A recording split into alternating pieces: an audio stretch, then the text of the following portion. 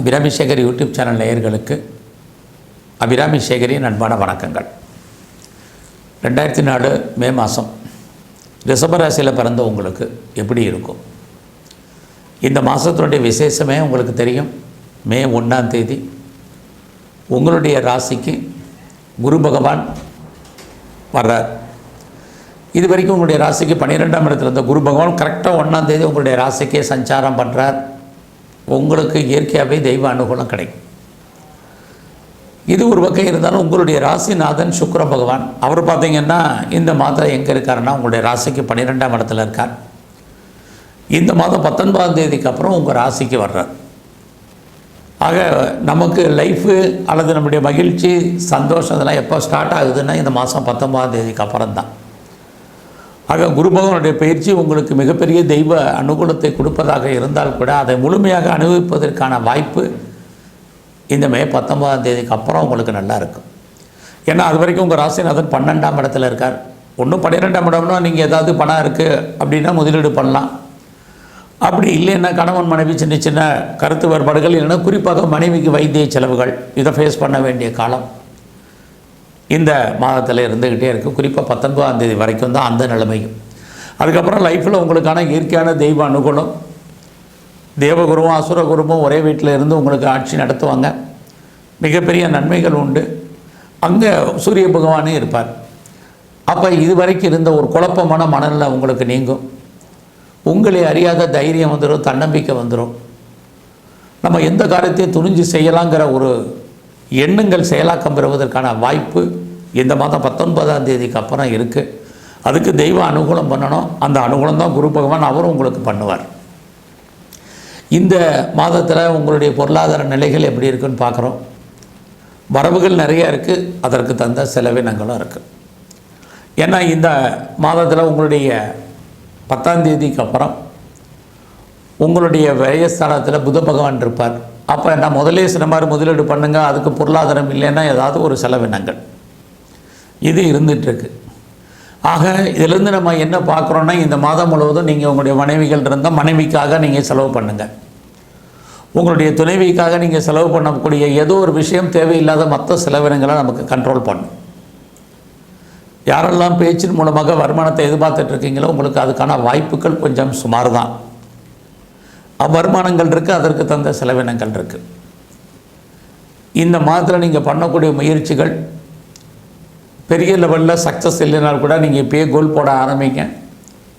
கண்டிப்பாக உங்களுக்கு அதுக்கான வாய்ப்புகள் நல்லாயிருக்கும். குறிப்பாக பார்த்திங்கன்னா இந்த மாதத்தில் நீங்கள் பெரிய லெவலில் உங்களுடைய எண்ணங்களையும் சிந்தனைகளையும் பெரிய லெவலில் வச்சுக்கோங்க. கண்டிப்பாக நீங்கள் உங்களுடைய எவ்வளோக்கு எவ்வளோ உங்களுடைய எண்ணங்கள் பெரிய லெவலில் இருக்கோ அவ்வளோக்கு எவ்வளோ பின்னாடி நீங்கள் சக்ஸஸ்ஃபுல் ஆவீங்க. ஏன்னா உங்களுடைய எண்ணங்கள் சிந்தனைகள் பெரிய லெவலில் தான் இந்த மாதம் இருக்கணும். குரு பகவானும் உங்களுக்கு வந்துட்டார்.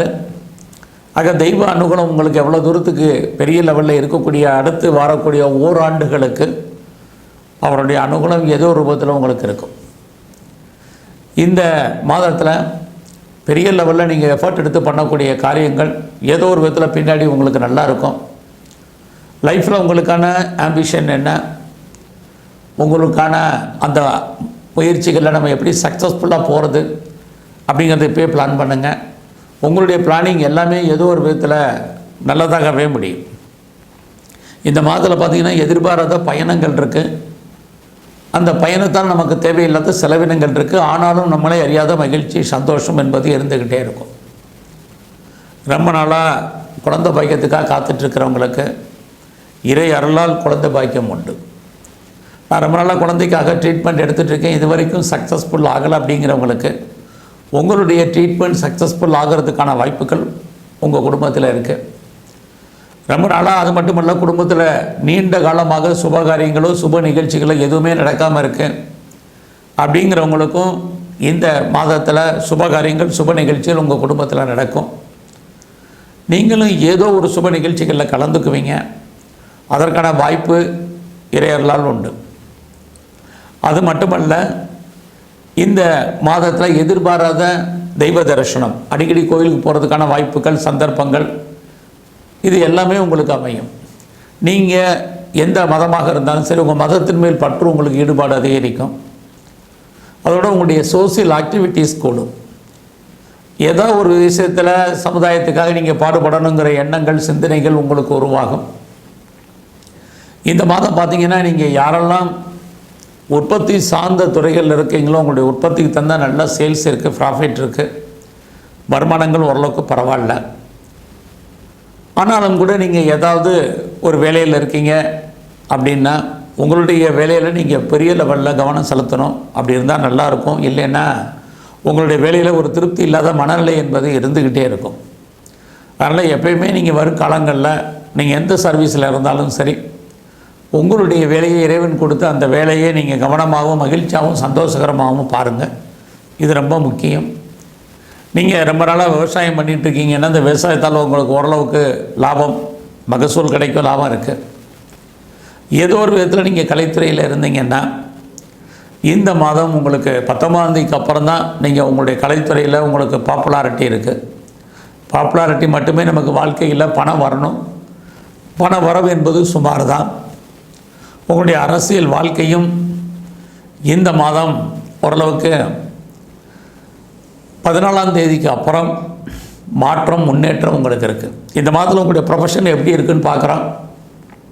உங்களுடைய கரியரை பொறுத்த வரைக்கும் 19ஆம் தேதி வரைக்கும் உங்களுக்கு வேலையில் மாற்றங்கள் நிறைய இருக்குது.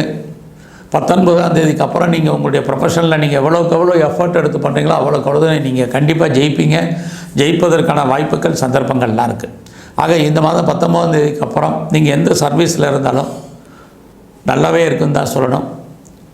குறிப்பாக இந்த 19ஆம் தேதிக்கு அப்புறம் நீங்கள் யாரெல்லாம் லோன் அப்ளை பண்ணியிருக்கீங்களோ கிடைக்கும். ஏதாவது காம்படிட்டிவ் எக்ஸாமினேஷன் எழுதியிருக்கீங்க அப்படின்னா 19ஆம் தேதிக்கு அப்புறம் ரிசல்ட் வந்தால் நீங்கள் கண்டிப்பாக பாஸ் பண்ணுவீங்க. எது எப்படி இருந்தாலும் நீங்கள் இந்த மாதத்தில் சொந்த பிஸ்னஸ் பண்ணணும்னு நினைக்கிறவங்களுக்கு நல்லா இருக்குது. நான் பெரிய லெவலில் பிஸ்னஸ் பண்ணிகிட்ருக்கேங்கிறவங்களுக்கும் நல்லா இருக்குது. இந்த மாதத்தில் நீங்கள் செகண்ட் மேரேஜுக்கு ட்ரை பண்ணுறதா இருந்தால் தாராளமாக ட்ரை பண்ணுங்கள். இது எல்லாத்துக்கும் மேலே ரிஷபராசியில் பிறந்தவங்களுக்கு கம்பெனி மாறணும், வேறு கம்பெனிக்கு பேப்பர் போடணும், வேறு கம்பெனி சுவிட்ச் ஓவர் ஆகணும்னு நினைக்கிறவங்கெல்லாம் தாராளமாக மூவ் ஆகலாம். கிரகங்கள் வரும் காலங்களில் குரு பகவான் அதுக்கு அனுகூலம் பண்ணுவார். ஒரு நீண்ட தூர ஜேர்னி போகிறதுக்கான வாய்ப்புகள் இருக்குது. எது எப்படி இருந்தாலும் இந்த மாதம் உங்களுடைய மூத்த சகோதரிகளால் உங்களுக்கு மகிழ்ச்சி, சந்தோஷம் இருக்குது. எதிர்பாராத ஃப்ரெண்ட்ஷிப் உங்களுக்கு அமைவார்கள், அவர்களாலும் மகிழ்ச்சி உண்டு. ஆக இந்த மாதம் முழுவதும் முழுமுதற் கடவுளாம் விநாயகரை பிரதானமாக தரிசனம் பண்ணுங்கள். எங்கெல்லாம் பெருமாள் ஸ்தலங்கள் இருக்கோ அங்கெல்லாம் தாயாரை வழிபாடு பண்ணுங்கள். சிவன் கோயிலில் இருக்கக்கூடிய அம்பாளை பிரதானமாக வழிபாடு பண்ணுங்கள். உங்கள் வாழ்க்கையில் மிகப்பெரிய மாற்றம், முன்னேற்றங்கள் அமையும். நன்றி, வணக்கம்.